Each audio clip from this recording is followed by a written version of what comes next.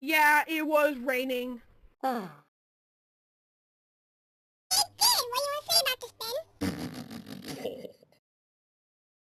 I think the lightning struck on the Eiffel Tower.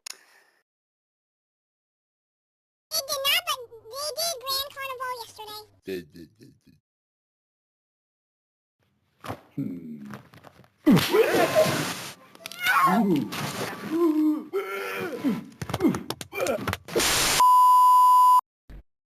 everyone, on Tom and Ben News yesterday at Kings Island, there was a storm. Hello everyone, on Tom and Ben News yesterday, there was a thunderstorm during the time of Grand Carnival.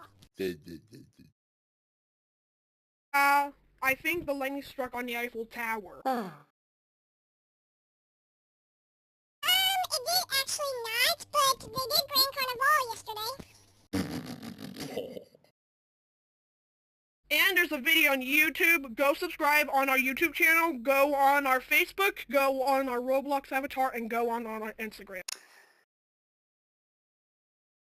Okay, that's the report, guys, and shut up, Ben!